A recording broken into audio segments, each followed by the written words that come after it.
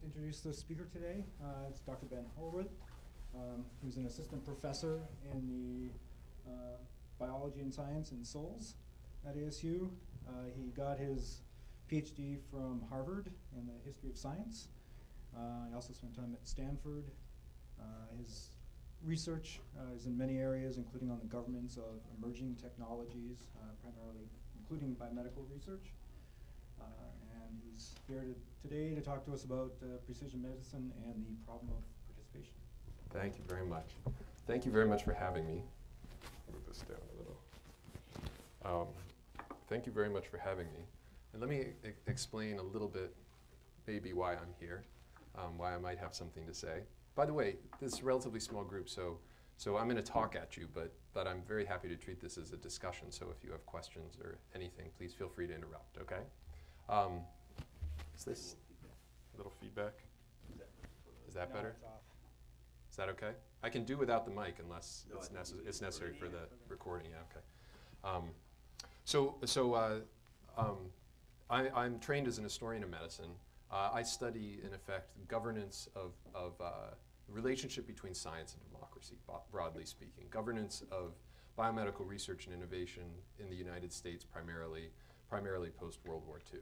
And I'm interested in sort of understanding from a sort of longer term, on a longer term historical level, how kind of practices of governance, how arrangements within science, between science and other domains, the market, law, etc., politics, come into existence and come to be stabilized and shape things downstream as a result.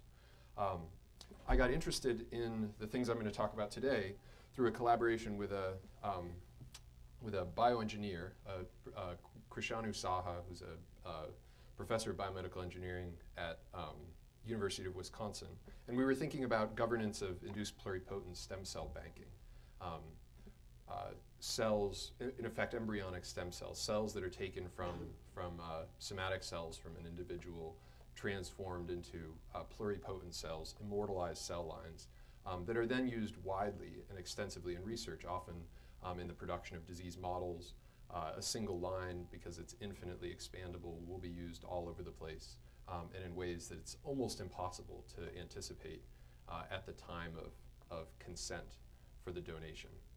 For example, for reasons like that sometimes the epigenetics of these cell lines predispose them towards differentiating along lineages that you can't guess in advance. And so they'll be very useful. You might get it for diabetes research. This is actually an example. You might get it for diabetes research, and it turns out to be very useful for studying neurogenesis. But that wasn't on the form, basically. So it's a very tricky domain in terms of governance. But we got interested in the sort of larger issues of long-term management of data and biomaterials that are kind of key pieces of infrastructure in research. And sort of thinking about how we do that, why we do it, the way we do it, and what might be done better. So let me begin here. Nowadays, it's increasingly said that we're at a kind of inflection point in the history of biomedicine, I think reasonably so. A moment where the new powerful techniques, sorry about this feedback, where the powerful new techniques and tools for drilling down into the basic stuff of life are converging with extraordinary powers to gather, store, and analyze data. This probably captures at best the rapid drop-off of the cost per genome curve. This is probably outdated by now. It's a few months old. The technologies that have made this information cheap have also made it accessible. We're all in constant interaction with this world of information. The smartphones in our pockets link us like capillaries to the main arteries of the info network. This connectedness and ability to draw together huge amounts of data promise to render visible phenomena that, though we've lived with them forever, have in effect always been hidden because we couldn't collect, standardize, aggregate, and classify. This convergence of bio and info promises to open, and indeed is opening, extraordinary new ways to study and manage human disease. This is a quotation from a National Academies report, recent National Academies report towards precision medicine. And it captures, I think, this sort of imagination of a future where this convergence of bio and info offers extraordinary and profound tools to in effect, transform biomedicine. But all that data has to be collected and curated well. In a world where the stuff of life, from biomaterials to omic data to the environments in which they're embedded, becomes an informational resource on a massive scale, biobanking becomes critical infrastructure for biomedicine. It also plays a crucial mediating function, connecting the masses of information with the tools and expertise to make something meaningful of it. So I think this infrastructural dimension is critical. But of course, there are people in this network too, and this is what I'm going to focus on. Information might flow, but only where there are people to supply it and people to put it to good use. And as we know all too well, banks can get into trouble. I'm sort of joking a little bit, but I think this is important. We put a lot of trust in them, so when they abuse it, people tend to get pretty unhappy. But I actually want to suggest that there's a deeper lesson in this picture and the sort of movement that's behind it. Trust here is about more than individual institutions behaving, placing good bets, not breaking rules, and so forth. We entrust institutions like banks with special powers so they can play a particular critical role in our society and our lives. The banks exist because we as a society say they can. We make the rules and set limits and define their responsibilities so they can in fact serve us. When that breaks down, it shakes public trust not just in the institutions themselves, but in the systems of governance that lie behind them. Researchers who rely on biobanking, I think, need to pay particular attention to this because they depend so profoundly on the public's trust. Biobanking depends, you might say, on the 99% because that's where the wealth is. It's constantly said, almost to excess, that biobanking depends on building the public's trust. It's sort of that phrase is sort of a throwaway phrase that's everywhere. And it's unquestionably true, but public trust tends to get treated as sort of an afterthought, a problem that can be solved with a mix of glossy educational pamphlets, cybersecurity systems, and assurances that donors are helping to advance science and save lives. This neglects just how critical trust is to the project, to the very possibility of precision medicine, which is predicated, it's in effect predicated on public trust. It depends on the willingness of participants to entrust intimate bits of themselves to a research enterprise and to let big banks control its fate. So in this talk, I'm going to offer some reflections about how we should think about the issue of trust and how it should shape the way we think about the project of precision medicine and the governance architectures that support it. I'm going to argue, in effect, that thinking about trust as a sort of structural dimension is critical to building a robust project. So a few kind of framing thoughts. Biobanking is a project that unequivocally relies on the wider public, on the 99%. I take this to be self-evident. At the same time, it entails a profound asymmetry in expertise between those providing the biomaterials and data and those collecting and curating them. This is necessary and justifiable, but an asymmetry in expertise, I think, should not translate into an asymmetry in power. Governance approaches have to rebalance this asymmetry, and this is what I'm going to argue, by attending to donor expectations and entitlements in a way that sustains trust. Building trust is often equated with promising privacy, basically that no harm can come to a donor because no one will ever know who the data and materials come from. I'm not going to talk much about privacy or about ownership or these sorts of things because I see these as actually subsidiary to the larger issue of trust, to the styles of governance that engender it. I'm going to argue that there are systemic deficiencies in mainstream governance approaches, which, though possibly workable in the short run, are not sustainable in the long run. These deficiencies come not so much from the way biobanks try to protect donor rights, but from a very narrow conception of what entitlements donors have in the first place. And this is something that is not exactly the fault of any individual research enterprise, but is a sort of feature of the space. Something that can't be changed by individual efforts, has to be sort of thought about and addressed on a systemic level. In particular, I think a particular locus of weakness is the way relationships and entitlements are enacted in forms of ethical governance, specifically informed consent. I think this space requires systemic change. This is the case I'm going to make. But change will depend on engagement and coordination between health providers, researchers, regulators, legislators, and the wider public. Sounds easy, right? And I'm not talking merely about public education here, convincing people that there's something that they should get on board with, but genuine engagement, where the medical and research communities and regulatory communities, the legislators, et cetera, listen rather than try to inform, educate, and calm nerves. In my view, the time for reform is now, before too much has been invested in an unsustainable infrastructure, and reform will entail a fairly significant reorientation of how we think about risk and responsibilities in these sorts of bioinformatic research enterprises. It's important to note, though, that this kind of change is not at all unprecedented in the history of medicine. The way things are structured now, though they seem heavy and they seem sort of deterministic, are actually relatively young. So I'm going to ground my observations by looking at a particularly forward-thinking, ambitious, and hopeful vision of this sort of convergence of bio and info, namely this precision medicine report. This was recently issued by the National Research Council, and it sort of reflects on this nexus of bio and info and its curation and aggregation as the foundation. It argues that this will be the foundation for the future of biomedicine, suggesting that big data biobanking has the power to, in effect, revolutionize how we study and treat, understand, and treat disease. Let me make a little disclaimer. I'm going to say some critical things, and my aim is to be provocative. But let me say up front that I think this is a powerful scientific vision, if executed well. My focus here is more on the sort of social dimensions which I think, for obvious reasons, are inseparable from the scientific ones. One reason to focus on this report is its emphasis on infrastructure. The report recognizes that precision medicine depends on first building a kind of infrastructural foundation for research. The actual research, in effect, comes second. And the report offers a grand vision with a long time horizon. The project, quote, requires a long-term perspective. In a sense, this challenge has parallels with the building of Europe's great cathedrals.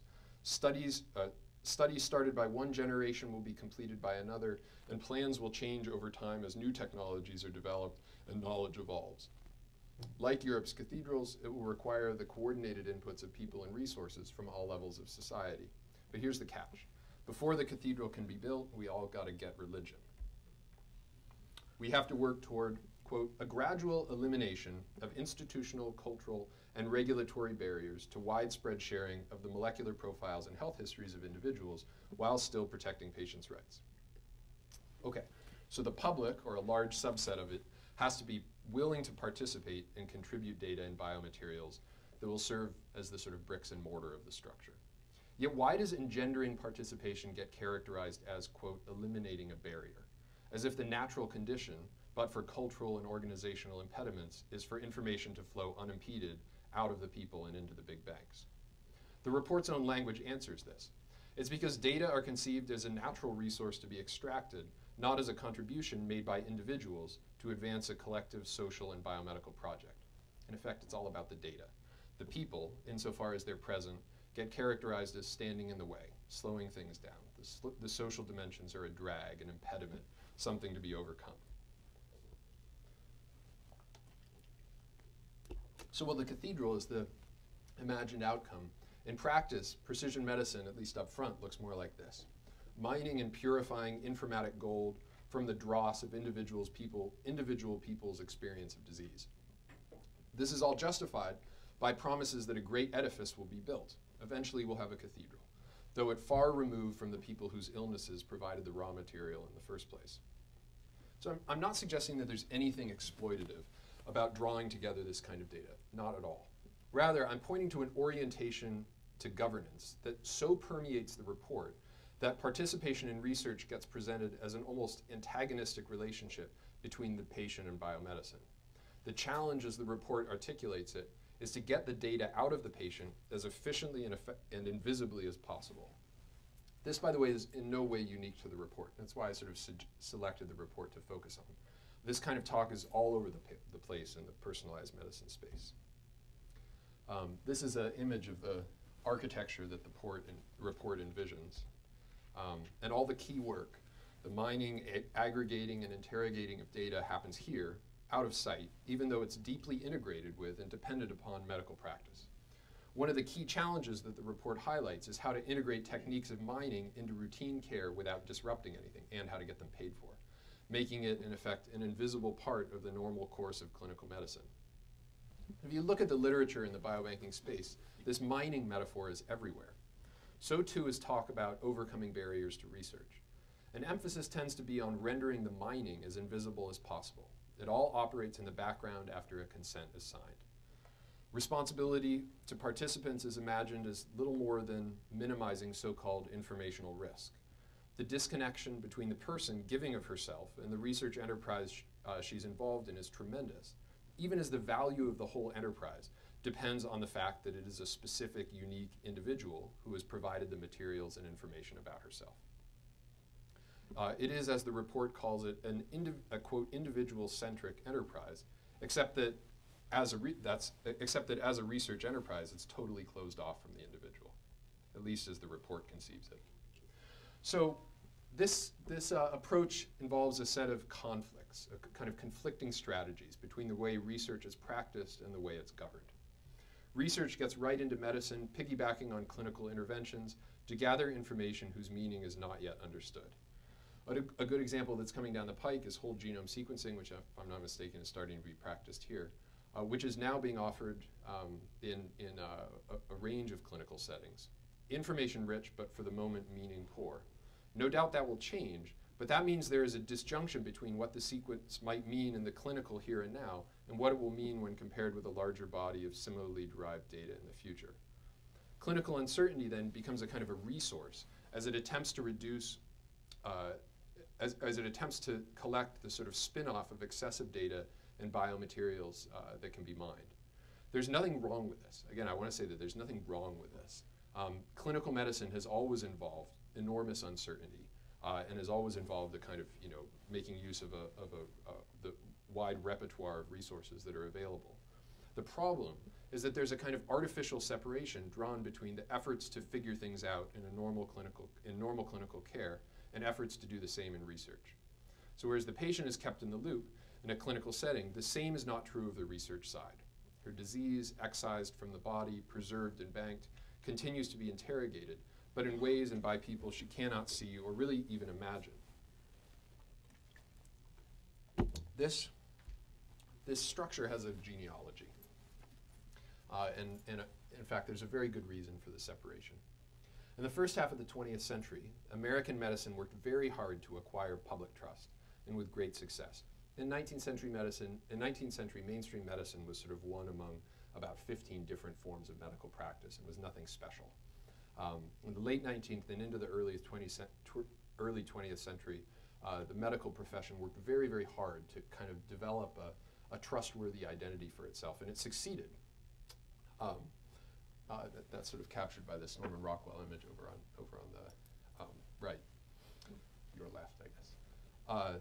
In the second half of the 20th century, it became clear that physician researchers, as a result of this great success and this sort of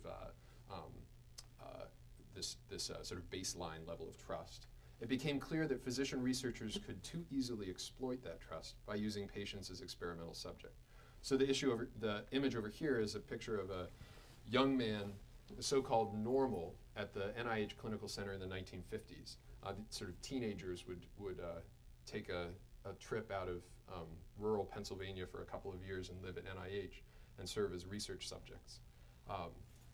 So this guy almost certainly did not give written consent to participate in this research. I mean, the research is intense. Like, for example, kids would be pumped with serious doses of LSD 3 times a week for 2 years, these kinds of things. I mean, it's not lightweight stuff.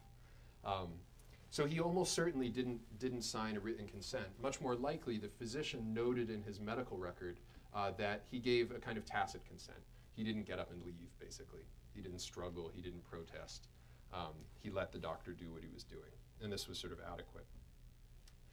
That approach was based on the notion that, well, I mean, what does this kid know about medicine or medical research? The doctor is the one who's in the best position to make judgments on his behalf.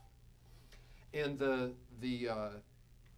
that approach gave rise to a kind of an institutional body that would make judgments about risk and benefit in research studies and decide whether they were appropriate. That body at the clinical center at NIH became the basis for what has since become the Institutional Review Board. a board that a group of experts that's responsible for making judgments about whether research is sufficiently beneficial and risks are sufficiently, or benefits counterbalance risks sufficiently that the research can be undertaken.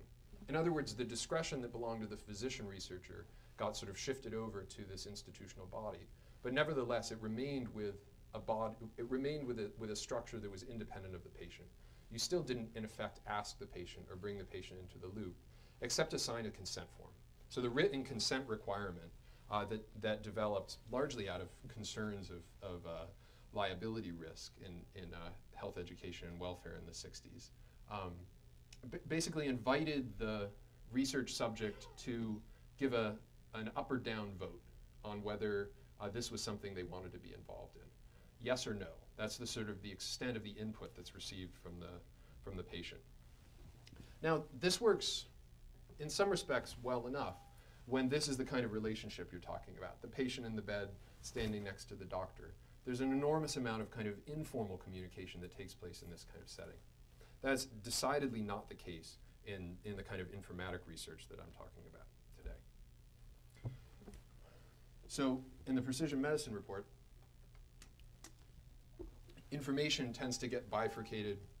I'm sorry, in general medical practice, information tends to get bifurcated in the same way as this sort of separation of doctor's hat from research hat that was enacted in the second half of the 20th century governance of clinical research. This image, by the way, is taken from the precision medicine report.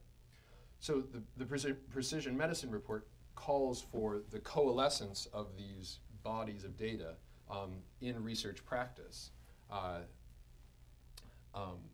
though in effect asks to retain the kind of governance structure that we've already got in place. But I think these pools of information can't be joined without also rethinking the relationship between patients and the institutions that they're providing their data to. In terms of rights and responsibilities, this keeps the patient hat and the research subject hat separate in terms of governance. But in practice, it treats the patient as a research subject. So for people who want to get their hands on this kind of data, there's a lot of frustration with this system, and legitimately so. It slows things down. It makes it difficult to gain access to people and their data. It's worth remembering, though, that the system was put in place to do exactly this, to slow things down so that risks and responsibilities could be assessed and ideally discussed. But this, in effect, puts research and fulfilling obligations to participants at odds. And in practice, it encourages a kind of ethical bare minimum. You think of any possible harms, mitigate them, and that's basically the extent of your ethical obligations. You write up a consent form and get it signed.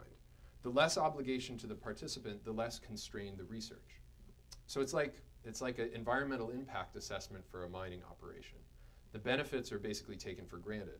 It's only where you disrupt a sensitive habitat or endanger a species that you have special obligations and have to work carefully. So here there's kind of a perverse relationship where the less the donor knows about how specifically her donation is used, the more useful it becomes, at least in principle. A blanket consent is more useful than a specific consent. If a study, if a sample is taken for X study for Y purpose, its long-term usefulness is limited. Liberating materials and data for research usually involves further attenuating the connection with the person.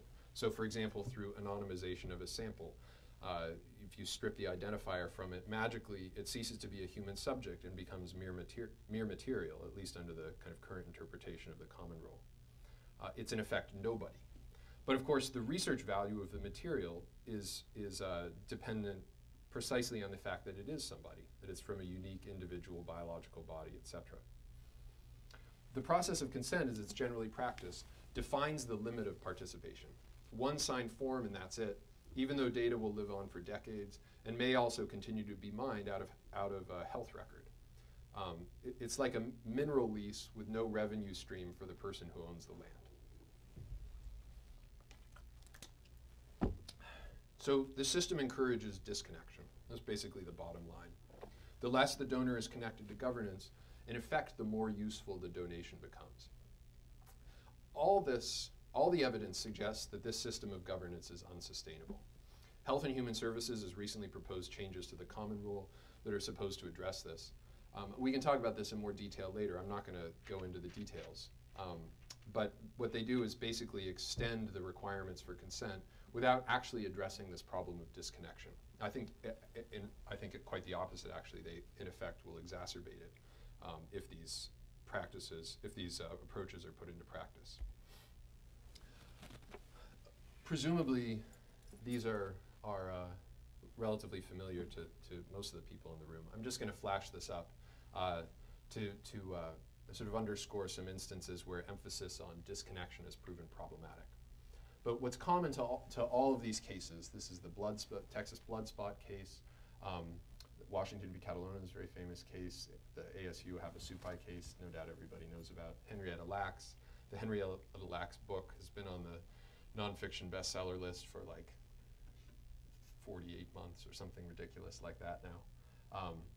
So these are sort of quite public instances of a moment of failure, where actually the governance structure hasn't failed. Rules weren't exactly broken. They were just contested here. What was the ASU one? The ASU Havasupai case. So there was a study that was undertaken. I can't remember. It was in the 90s basically. And it was undertaken in partnership with the Havasupai. It's a very small group of people, and there were high rates of diabetes. There's also high rates of schizophrenia, and so they were interested in studying diabetes, cooperating to study diabetes. Some research happened, everything stopped. The blood remained in the freezers in my department at ASU. A graduate student saw the resources, figured he'd do some research, focusing in particular on schizophrenia, and somebody from anthropology saw the announcement for his doctoral dissertation defense. A person who had been involved in the establishing the collaboration in the first place with the Havasupai, so effectively someone who has a strong connection to the Havasupai, notified a person from the tribe who came to the dissertation defense, discovered at the dissertation defense that these biological materials had been used for a purpose that they explicitly had not consented for and objected to, partly because of concern about stigmatization from the schizophrenia dimension, and partly because it in effect put into question some of their traditional accounts of their own genealogy. The sort of biological accounts conflicted with those in effect. And so they sued ASU, and it was complicated. There was a settlement, but in effect, in terms of the law, the strict letter of the law, ASU didn't really break any rules because these were anonymized samples retasked for another kind of study. I assume the guy didn't graduate, or girl. I actually don't know the answer to that question. I should find that out. That's an interesting question. But the key point is that 4 years of research happened. A career was built on these materials, and then the bottom fell out from underneath it, and it's obviously the wrong time to be having this discussion, basically. But look, one thing I want to point out about all of these instances is that they each in a different way kind of represent moments where some kind of regulatory authority, whether a court or the research rules themselves, sort of decided that people don't know what's best for themselves, and that where research and regulators don't think they're doing anybody any harm, research can go forward. But people object, and problems emerge as a result.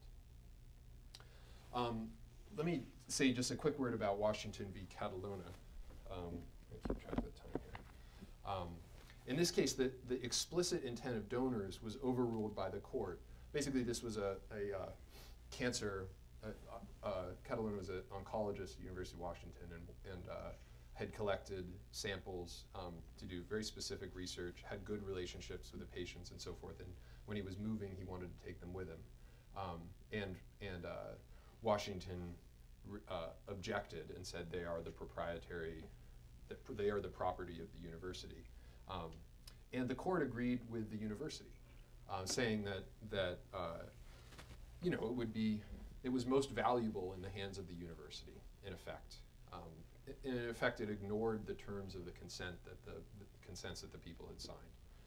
And you know, I mean, the people were they were there in the courtroom. I mean, they objected vigorously and were there to say exactly what they had meant in signing those pieces of paper, but it was in effect largely disregarded.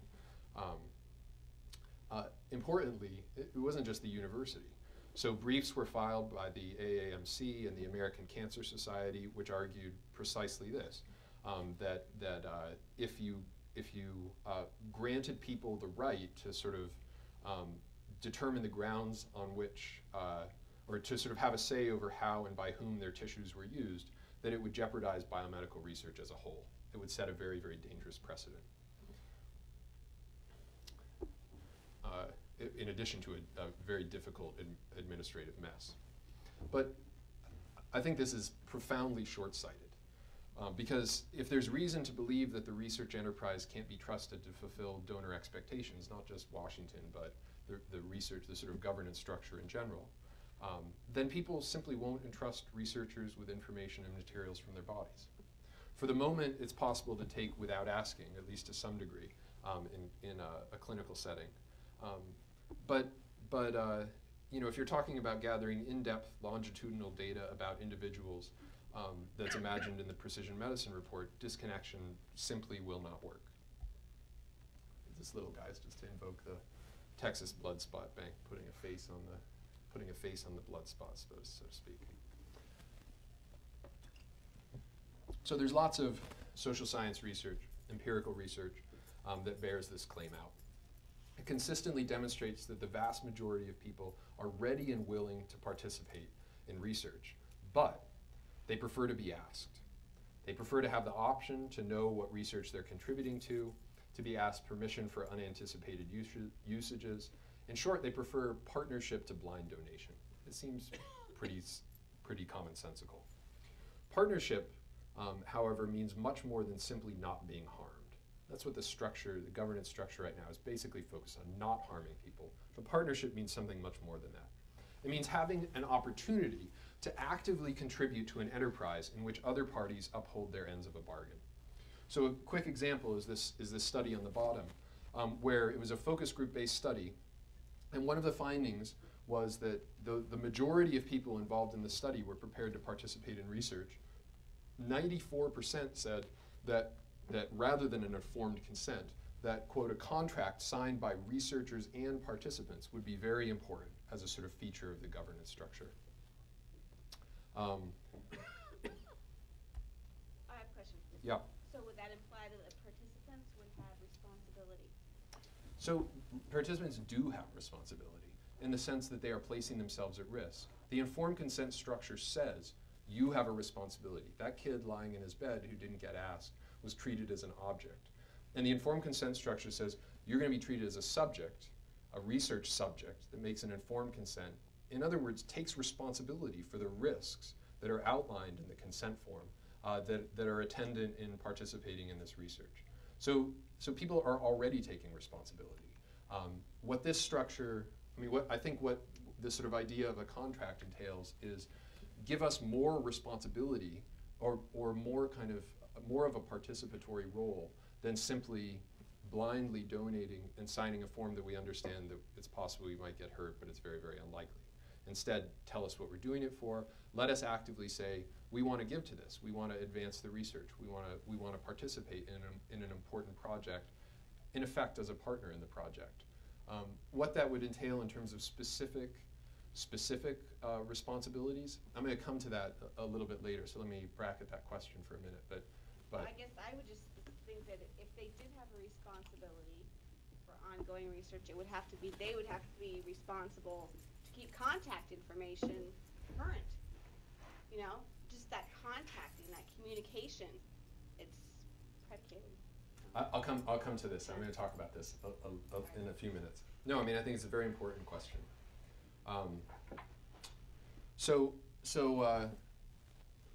Let me just highlight that these are real issues on the researcher's end.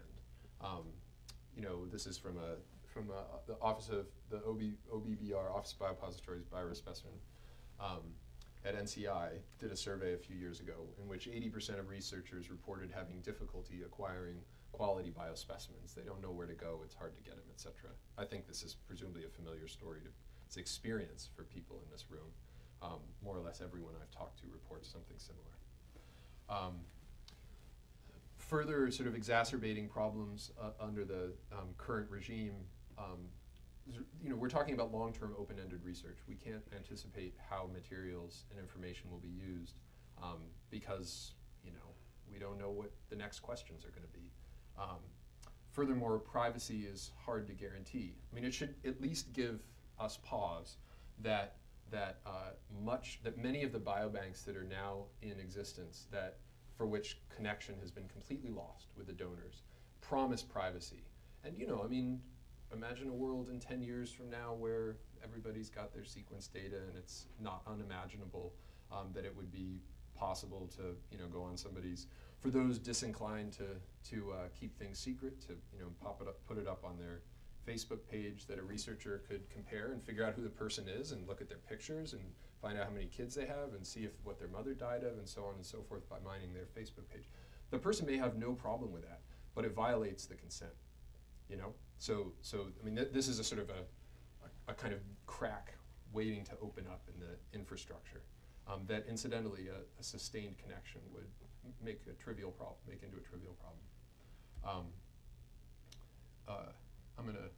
I just invoke these quickly. I mean, the sort of often proposed solutions are things like educate the public, ask people to be information altruists, don't worry too much about privacy, give us all your data, it will be good. It will be good for the world.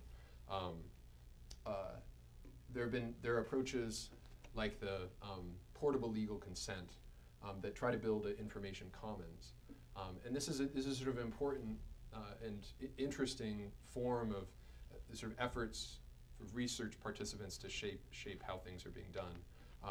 That is, by maintaining a kind of ownership of their data, so it doesn't immediately become proprietary as it goes into the Mayo Biobank, and instead they can sort of take it where they want, give it to whomever they want, so that more research gets done in effect. Yet it doesn't sort of solve the relationship problems exactly. I just put this up because Leroy Hood, who is one of the sort of thought leaders in the space of systems biology and in effect precision medicine, he talks about P4 medicine. One of the P's is participation, and his solution for the problem of getting society to participate is your data should be society's data. It's a public good, treat it as a public good, give it to us. Which, I mean, for a guy who is brilliant on all other counts, seems awfully superficial. So the social science data bears out the sort of idea that people are hesitant to participate. People who would otherwise be very willing to participate are hesitant under the current regime. But actually, you don't have to look at that kind of data. You can look at what's going on in the world. It offers much better examples. So disease advocacy organizations are a very important kind of experiment that we can learn from, I think. These are people who oftentimes the parents of children with rare genetic diseases, whose diseases are totally neglected, understudied, etc., who gather themselves together, do the work of finding all the people, or finding a large number of the people with the disease, and building the sort of research resources so that research happens. But at the same time, they organize their efforts, and this has become the norm, they organize their efforts to sort of hold researchers responsible to a shared vision and contract. In effect, say, we will provide you with this research material in exchange for you focusing on questions that we think are likely to serve our kids, basically, because this is maybe for you an interesting scientific question. For us, it's a sort of a life and death matter.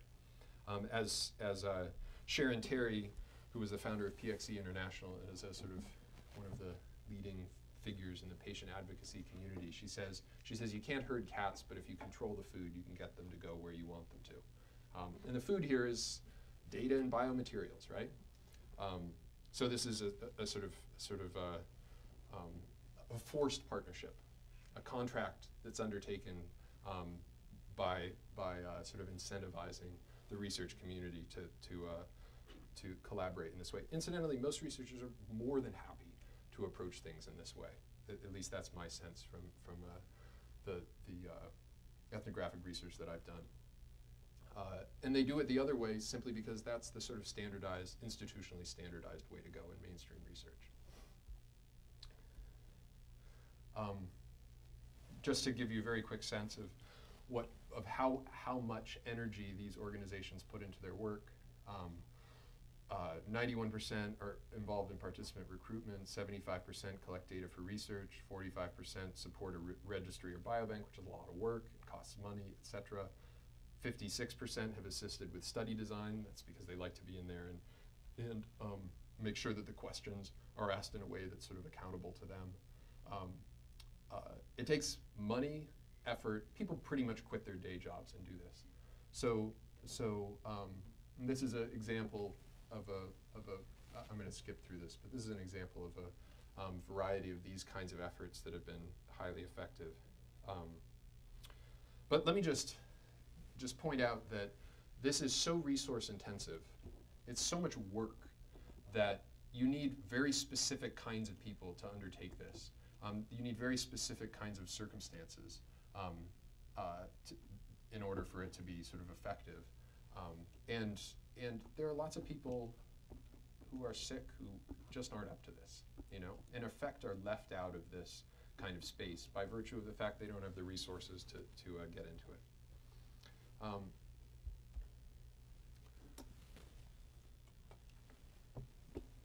These are a couple other sort of experiments that I think it's worth attending to, can learn from.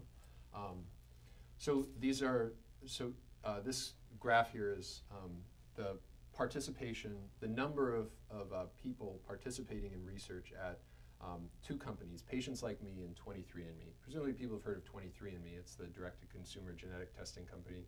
It's started by Ann Wojcicki, who's married to Sergey Brin, who's head of Google.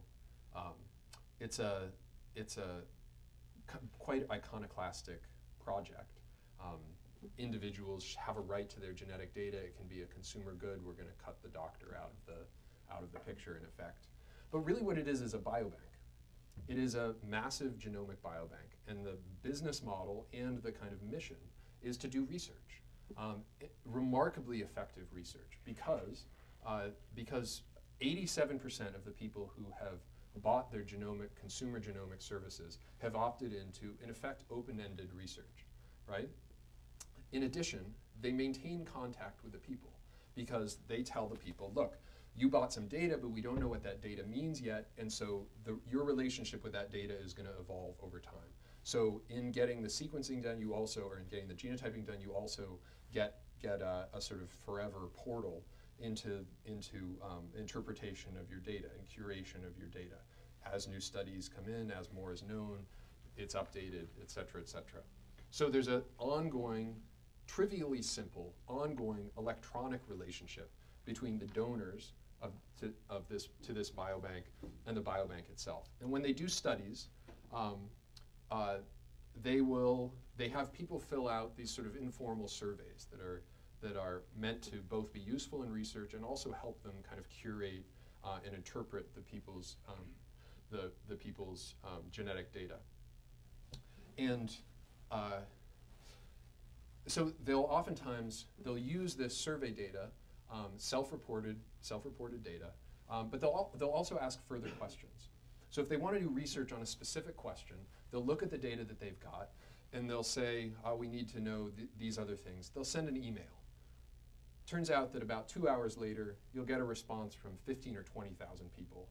A single question takes 10 seconds, et cetera. And so then they do this sort of next iteration of their question.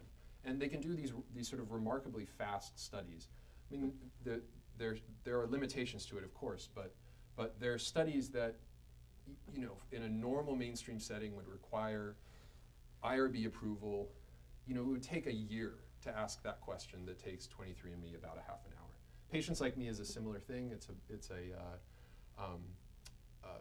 it's a database of information, self-reported patient information from a variety of different, a wide variety of different diseases. They've got about 100,000 people in their databases. Just to give you a sense of these things, Patients Like Me has roughly 100,000 people, or maybe 90,000 people who are actively contributing. Patients Like Me has 120,000 people in their database, as I said, 87% of which have opted into research.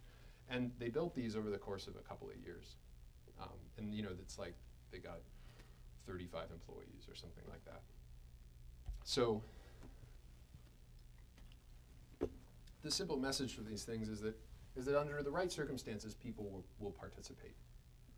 There are real limits to the kind of mission that these organizations have constructed for themselves. And also, you know, you get a certain type of person who's prepared to participate. It still does take quite a lot of energy.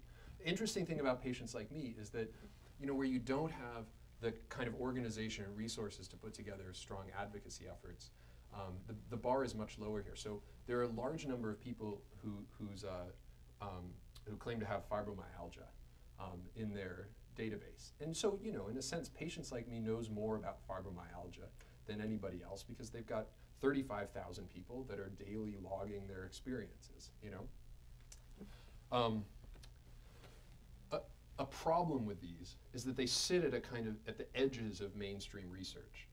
This is a presentation, this captures in a very simple way the sort of picture of research at 23andMe. This is from Ann Wojcicki's presentation to the FDA a couple of years ago, because FDA is actively pursuing regulating direct-to-consumer genetic testing.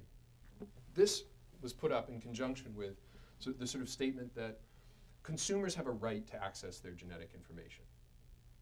Articulating that right, we can say, is there a right or is there not a right? Articulating that right is a sort of an antagonistic posture towards mainstream medicine and mainstream research. It's in effect the fact that there isn't a space that people who want to participate in this way can occupy that is leading them to articulate this in a kind of antagonistic way. Ben Haywood, who's head of Patients Like Me, talks about the medical industrial complex. They are constructing themselves as outsiders to a problematic space. And they're being remarkably effective at what that space is wanting to accomplish itself, right? Okay. So let me say just a few words, since I'm running long here, about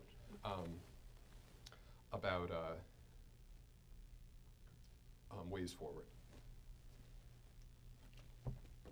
So I think a simple first step is to earn trust by trusting the public, kind of in the way these organizations have done, the disease advocacy organizations and these sort of emerging startup companies. A step in this direction is to talk less and listen more. There's an enormous emphasis in the biobanking literature on explaining things, making the public informed, getting it to understand the urgency of the project, the value of it to biomedical research, et cetera, et cetera.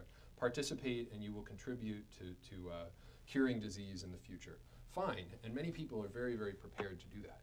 But at the same time, there's very little emphasis on asking, well, under what circumstances do you want to participate? What would the contract look like if you could say something about how it was put together?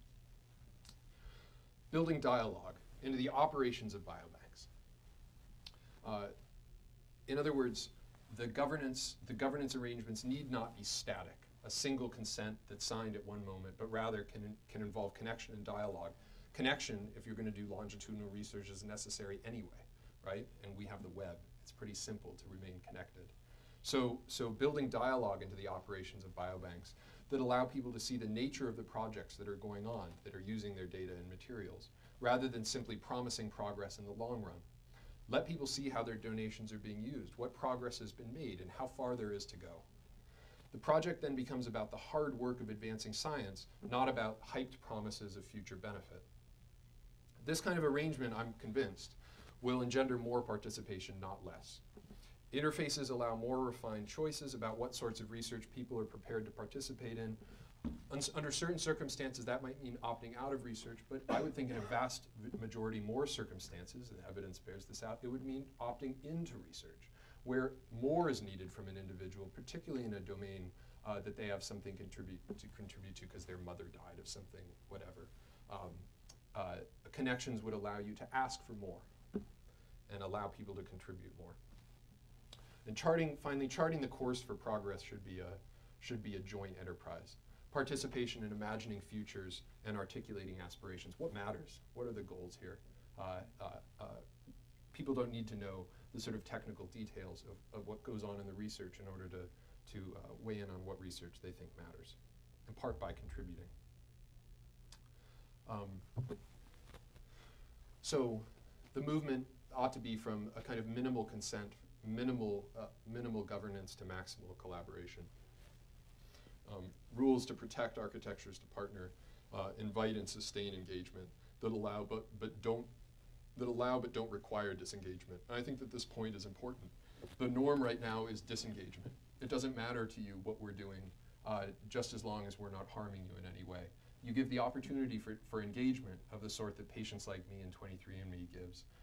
That can be a basis for trust such that people don't bother checking the website. Maybe only tune in when they get the email that asks them for some further data, something of this sort. That's what trust allows, is disengagement. I'm going to skip through here, just make a quick final point. So I'm going to pick on the precision medicine report just a little bit more. So it argues that information must be organized around individual patients. As I said, it uses the term individual-centric. But the individual here is conceived as a fixed point, the coordinates around which are all these sort of different types of data. This information, which is layers deep for each individual and is broad across many individuals, will produce, the report suggests, a kind of Google Maps for health. We'll see the contours of human biology clearly, and more importantly, it will greatly facilitate the work of navigating health and disease.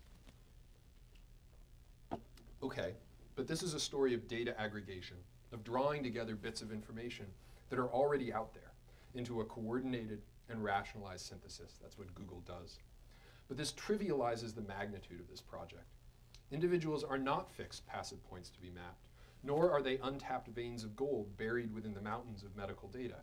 They're patients who must themselves traverse the often opaque and convoluted world of biomedicine as best they can, dealing with the road accidents, traffic jams, deep uncertainties about how to get from point A to point B when life is at stake.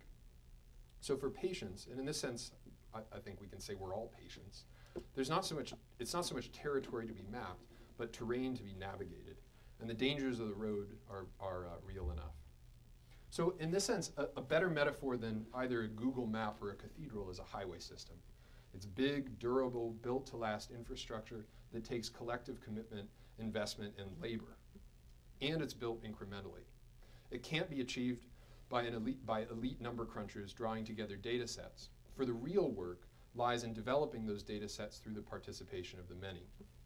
Nor is it some holy project which the stonemasons and day laborers must cast off their false religion of privacy and contribute to for the glory of God. It's an infrastructure project in a democratic society, another form of incremental progress that we undertake collectively in good faith and through collective commitment to a common good. At the same time, it's a project that must be responsible to that collective and the individual citizens that constitute it. What constitutes the common good is not a matter for an expert elite making invisible decisions behind closed doors. Yes, it's a project that depends profoundly on skilled engineers, surveyors, and so forth. But such experts hold no special expertise over questions of where the roads ideally should take us, over which communities they need to connect, and over what land should be left undisturbed. For these questions, many voices must be given the opportunity to speak, and collective deliberation must be invited. In short, the architectures of biobanking to genuinely reap the benefits of participation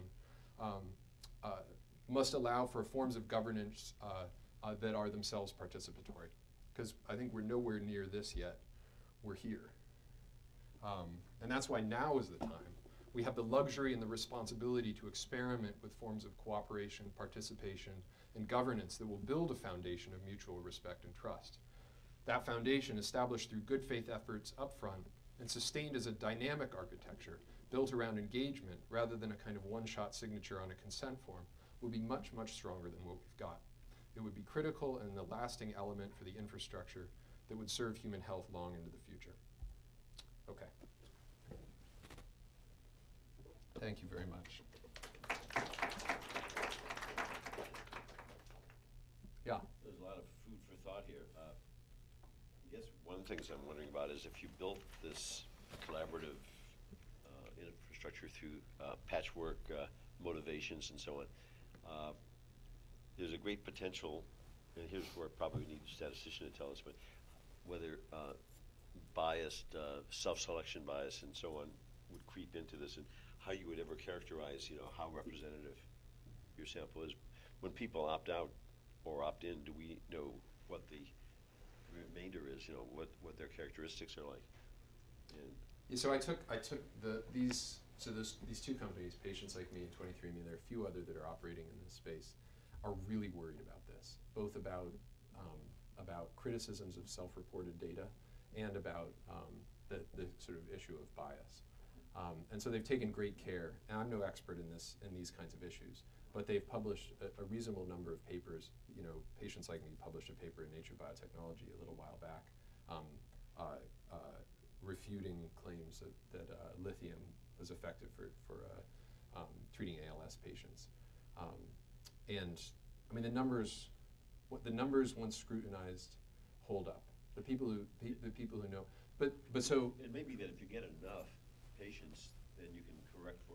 That's basically their claim. I mean, patients, 23andMe, instead of having a control group of 2,500, uses 50,000 or something like that. Patients Like Me, their strategy, I think, in that ALS study was to have one-to-one controls rather than I'm not sure what the significance of that for study design was exactly, but they had a way of finding a sort of appropriate individual controls for each study subject that apparently improved the quality of the data significantly. But there is a bias. There may not be a biomedical bias problem, but there definitely is a social bias problem.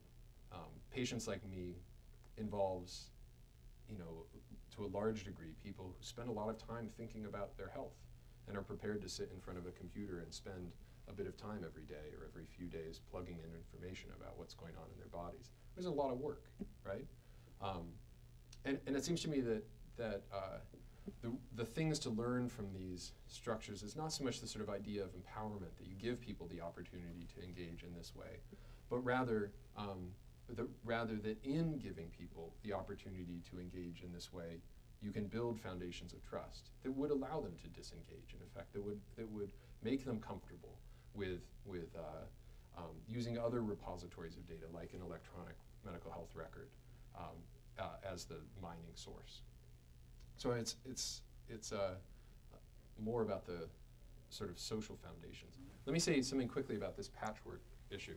So one of the things that's been highly effective about human subjects research governance specifically, but a lot of forms of governance of biomedical research in this country, is that rules, that federal regulations have been attached to federal money, basically. Every university follows the federal rules for every form of research that it does, not because it's absolutely obligated to, but because it's sort of institutionally easier to just make those the defining rules. And if an institution departs from the rules, it puts it at risk their eligibility for federal funding, period. This was how recombinant DNA research was regulated in the early 1970s. I mean, lots of things are sort of regulated in this way. There's something very important about the power of the common rule as a model, because it issues from a sort of powerful setting. And lots of different practices have emerged under the heading of the common rule, but they're coherent on some level because they all have to defer to it. It seems to me that you're not going to glue together 23andMe and Patients Like Me and Mayo's Biobank and a bunch of other things and get a workable system. However, if regulation shifts towards this idea of a contract, which would actually be most easily implemented through some simple web-based architecture, and that issues from the top, then you could have actually an important transformative effect. And the common rule is on the table at the moment. The people are secretly deliberating inside HHS right now about biobanking. I mean, the governance of biospecimens is kind of about half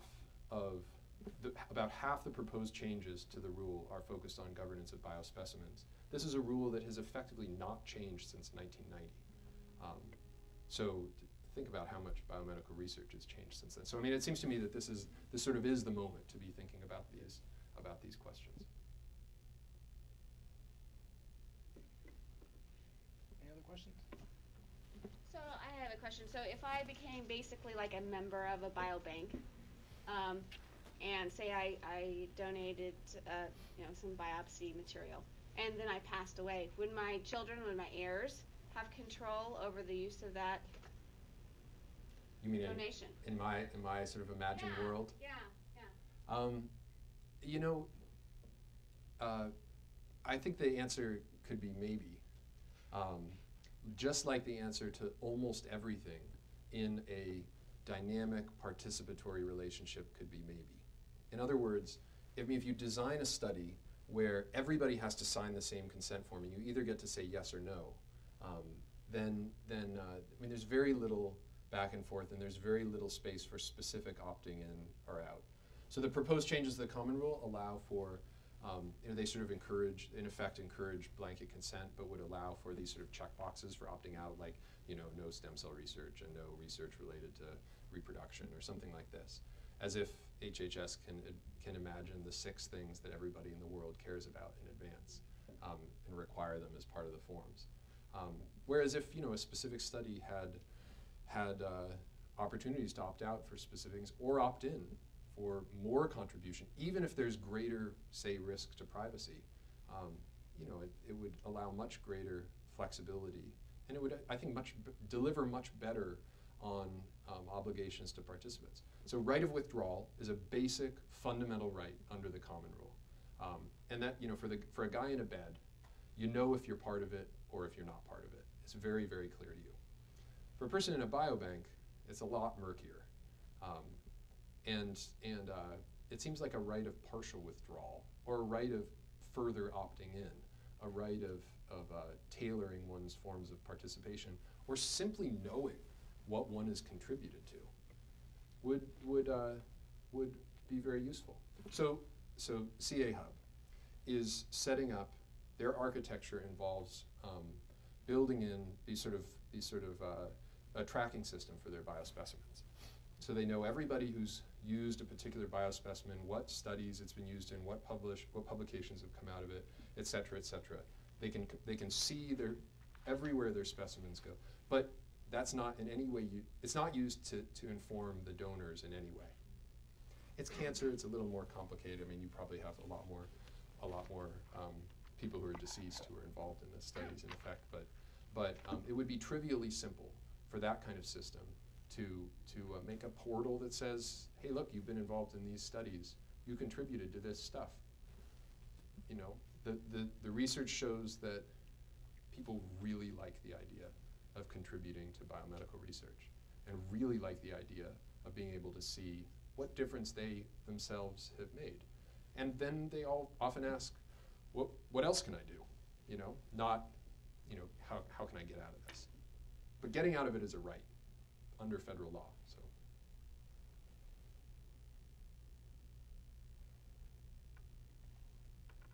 All right. Thank our speaker again. Thanks very much.